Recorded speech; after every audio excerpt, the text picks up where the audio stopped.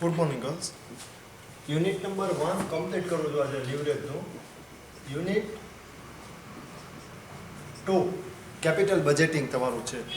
Sufficient લિવરેજના સમ કરાવી દીધેલા એવું મને લાગે છે, અને છતાંય તે જો તમને એવું લાગે કે હજી સમ વધારે પ્રેક્ટિસમાં જરૂર છે તો મને ઓરલી કહેજો, એટલે આપણે એના વધારે સમ કરશું. પણ એક્ઝામની અંદર પેટર્નમાં આવે એ ટાઈપના સમ ઘણા બધા કરાવી લીધા છે. એક્ઝામના સમ અત્યારે બાકી રાખ્યા જૂના પેપરના સમ, એ આપણે છેલ્લે જ્યારે ટાઈમ રહેશે ત્યારે કરી નાખશું. યુનિટ નંબર 2 તમારું છે capital budgeting. What is capital budgeting? શું કહેવાય? અમુક એક્સપેન્સીસ તમારો છે એ કેપિટલ એક્સપેન્ડિચર હોય. કેપિટલ એક્સપેન્ડિચર શેની માટે હોય? To purchase asset. Asset purchase કરવા માટે લોંગ ટર્મ માટે જે એક્સપેન્સીસ કરવામાં આવે છે that is called as capital expenses. Capital એક્સપેન્સીસનો મિનિંગ તમને ખ્યાલ છે કે એક્સપેન્સ છે ફોર સિંગલ યર થાય, એક જ વર્ષ માટે કરવામાં આવે, અને એનો બેનિફિટ જે છે કે ગેઇન જે છે એ મલ્ટિપલ યરની અંદર તમને મળે. મીન્સ જે પર્ટિક્યુલર યરની અંદર તમે એક્સપેન્સીસ કરો છો એના ફર્ધર ફોલોઈંગ યરની અંદર પણ એનો બેનિફિટ છે એ તમને મળે છે. That is called as capital expenditure. Capital expenditure કરવા માટે તમારી પાસે નંબર ઓફ ઓલ્ટરનેટિવ્સ અવેલેબલ હોય, number of options, number of alternatives available હોય કે આ ઓલ્ટરનેટિવમાં ઇન્વેસ્ટમેન્ટ કરવું કે આ ઓલ્ટરનેટિવમાં ઇન્વેસ્ટમેન્ટ કરવું.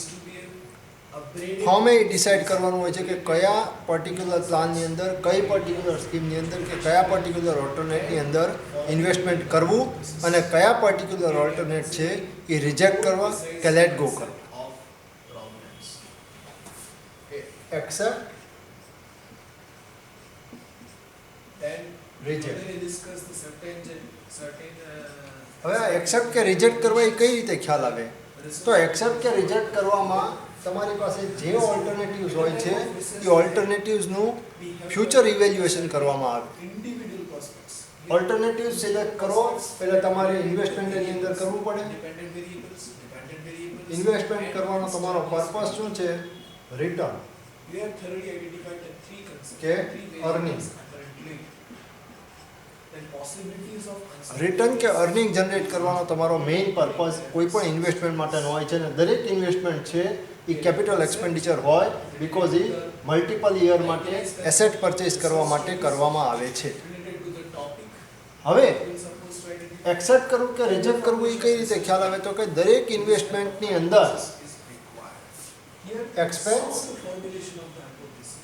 કેટલો હશે અને એની સામે એની અંદરથી અર્નિંગ કેટલું જનરેટ થશે એ વસ્તુ એની અંદર ડિસાઇડ કરવામાં આવે છે, એ વસ્તુ એની અંદર ઇવેલ્યુએટ કરવામાં આવે છે. કેટલું ઇન્વેસ્ટમેન્ટ એની અંદર જોશે એટલે કે કેટલો એક્સપેન્સીસ એની અંદર થશે અને કેટલું અર્નિંગ એની અંદરથી જનરેટ થશે. એક્સપેન્સીસને જનરલી કેશ આઉટફ્લો કહે છે, અને એની અંદરથી જે અર્નિંગ મળે છે એ કેશ ઇનફ્લો તરીકે કન્સિડર થાય. કેશ ઇનફ્લો અને કેશ આઉટફ્લો. તો આ જે કેશ આઉટફ્લો અને કેશ ઇનફ્લો છે એમાં જે કેશ ઇનફ્લોની અમાઉન્ટ છે એ દરેક ઓલ્ટરનેટિવની ઇવેલ્યુએટ કરવામાં આવે છે. દરેક ઓલ્ટરનેટિવના જે કેશ ઇનફ્લો છે એ કમ્પેર કરવામાં આવે છે. જે પર્ટિક્યુલર ઓલ્ટરનેટિવની અંદર મિનિમમ કેશ આઉટફ્લો અને મેક્સિમમ કેશ ઇનફ્લો તમને મળતું હશે એ ઓલ્ટરનેટિવ સિલેક્ટ કરવામાં આવે છે, અને બાકીના ઓલ્ટરનેટિવ લેટ ગો કે રિજેક્ટ કરવામાં આવે છે. આ જે ઓલ્ટરનેટિવ એક્સેપ્ટ કરવા કે રિજેક્ટ કરવા માટે એનું જે ઇવેલ્યુએશન કરવામાં આવે એ ઇવેલ્યુએશન કેપિટલ બજેટિંગની ટેકનિક થ્રુ થાય છે. એ ઇવેલ્યુએશન કરવાની સિસ્ટમ, એ ઇવેલ્યુએશન કરવાની મેથડ કેપિટલ બજેટિંગ તરીકે આઈડેન્ટિફાઈ કરવામાં આવે છે. હવે તમે જે કેપિટલ બજેટિંગની પ્રોસેસ કરો છો એ કેપિટલ બજેટિંગની પ્રોસેસ નંબર ઓફ યર માટે હોય.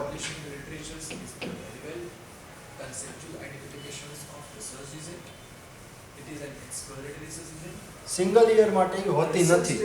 એટલે એ એક્સપેન્સ કેવા માટે હોય? લોંગ ટર્મ માટે હોય.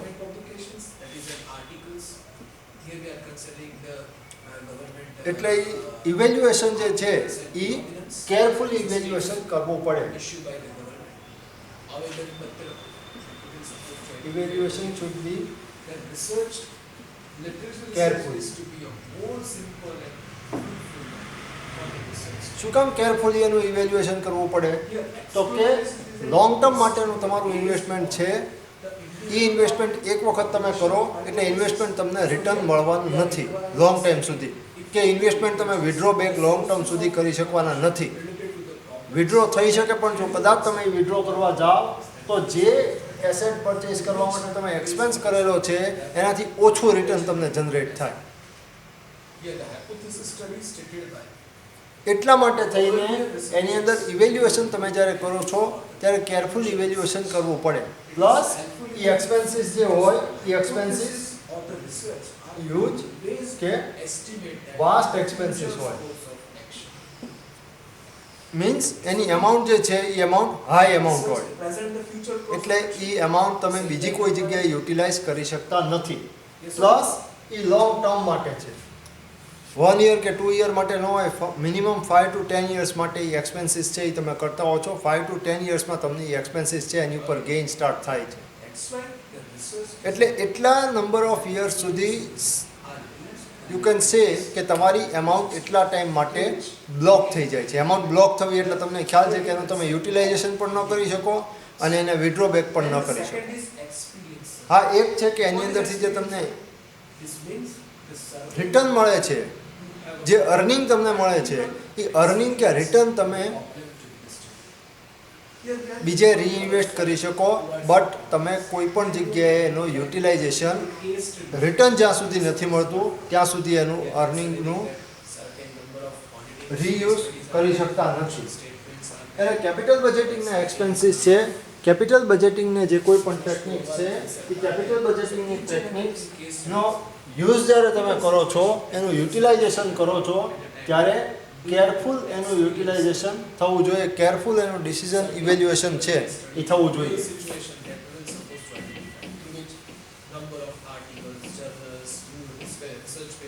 લોંગ ટર્મ માટે છે, બરાબર. હ્યુજ અમાઉન્ટ છે, એસેટ પરચેઝ કરવા માટે થાય છે.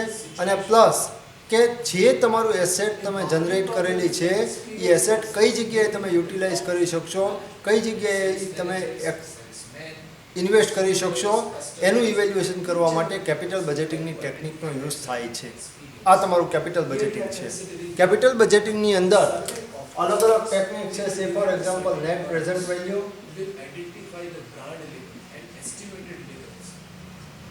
Average rate of return, Here we have identified the market segmentations, like payback period, sub-market and classification of the product. So we are આ બધી અલગ અલગ ઇવેલ્યુએશન ટેકનિક છે કે જે ઇવેલ્યુએશન ટેકનિક યુઝ કરીને તમે જે કેપિટલ એક્સપેન્સીસ કરવાનો છો એ કેપિટલ એક્સપેન્સીસનું ઇવેલ્યુએશન કરી શકાય. જે ઓલ્ટરનેટિવ કે જે ઇન્વેસ્ટમેન્ટ સ્કીમ તમારી પાસે છે એનું ઇવેલ્યુએશન થઈને તમને રિઝલ્ટ જે છે એ સામે આવે છે કે જેનાથી કઈ પર્ટિક્યુલર સ્કીમ છે, કયા પર્ટિક્યુલર ઇન્વેસ્ટમેન્ટ ઓલ્ટરનેટિવ્સ છે એ બેટર છે અને કયો ઓલ્ટરનેટિવ્સ છે એ રિજેક્ટ કરવો અને કયો ઓલ્ટરનેટિવ્સ એક્સેપ્ટ કરવો એ તમને રિઝલ્ટ્સ આની અંદરથી મળે છે. જનરલી કેવા સ્કીમ્સ જે છે, કયો ઓલ્ટરનેટિવ્સ છે એ સિલેક્ટ કરવામાં આવે તો કે જેની અંદર મિનિમમ એક્સપેન્સીસ એટલે કે કેશ આઉટફ્લો મિનિમમ હોય અને કેશ ઇનફ્લો જેની અંદર મેક્સિમમ હોય એવા ઓલ્ટરનેટિવ સિલેક્ટ કરવામાં આવે છે. શું કામ આ પ્રોસેસ તમારી પાસે કરવી પડે? તો કે રિસોર્સિસ તમારી પાસે જે છે એ રિસોર્સિસ લિમિટેડ છે.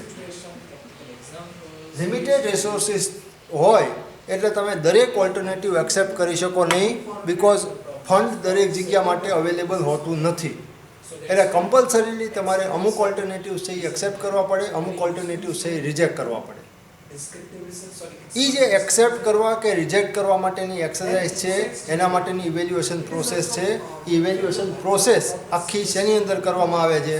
તો કે કેપિટલ બજેટિંગ ટેકનિક્સ જે મેં તમને અહીંયા 2 કે 3 એક્ઝામ્પલ માટે લખી, એમાંથી કોઈ પણ એક ટેકનિક કે મલ્ટિપલ ટેકનિક બિઝનેસને જે કન્વિનિયન્ટ લાગે એ ટેકનિકનો યુઝ કરીને પ્રોજેક્ટ જે છે એ ઇવેલ્યુએટ કરવામાં આવે છે, સ્કીમ જે છે એ ઇવેલ્યુએટ કરવામાં આવે છે. અને આફ્ટર ધ ઇવેલ્યુએશન જે રિઝલ્ટ્સ મળેલું હોય એ રિઝલ્ટ્સ ઉપરથી ડિસિઝન લઈને જે પર્ટિક્યુલર સ્કીમ એક્સેપ્ટ કરવાની હોય એ એક્સેપ્ટ થાય છે અને જે પર્ટિક્યુલર સ્કીમ રિજેક્ટ કરવાની હોય એ રિજેક્ટ થાય છે. એક્સપેક્ટ કરું છું કેપિટલ બજેટિંગ કોને કહેવાય, એની અંદર શું કરવામાં આવે છે એ તમને ખ્યાલ હશે. એક વખત હજી ઇન શોર્ટમાં તમને કહી દઉં કે ઇન્વેસ્ટમેન્ટ માટેના જે ઓલ્ટરનેટિવ્સ તમારી આગળ અલગ અલગ હોય, અલગ અલગ પ્રોજેક્ટ્સ તમારી પાસે ઇન્વેસ્ટમેન્ટ માટેના હોય, તો કયા પ્રોજેક્ટની અંદર ઇન્વેસ્ટમેન્ટ કરવું બેટર, કયો પ્રોજેક્ટ તમને બેટર રિટર્ન પ્રોવાઈડ કરશે, એ વસ્તુ તમને આની અંદરથી મળે છે. એ વસ્તુ એનાલાઇઝ કરવા માટે આ વસ્તુ તમારે કેપિટલ બજેટિંગની ટેકનિક છે એ કરવી પડે છે. ફર્ધર ડિસ્કશન છે એ પછી આપણે કરશું. અત્યારે માત્ર ને માત્ર તમને કેપિટલ બજેટિંગનો જે ઓવરવ્યૂ છે, કેપિટલ બજેટિંગનો જે માત્ર કન્સેપ્ટ છે એ કન્સેપ્ટ સમજાવવા પૂરતો જ આ વિડીયો અત્યારે મૂકું છું. બાકી ડિટેલમાં એની બધી ટેકનિકની અંદરની ઇવેલ્યુએશન અને કમ્પેરિઝન અને દરેક ટેકનિકના બેનિફિટ અને લિમિટેશન્સ છે અને કેરેક્ટરિસ્ટિક્સ છે એ આપણે ફર્ધર નેક્સ્ટ લેક્ચરની અંદર જોશું. આ વિડીયો એક વખત 2 વખત ધ્યાનથી છે એ વાંચી લીધો એટલે તમને ડાઉટ ન રહેવો.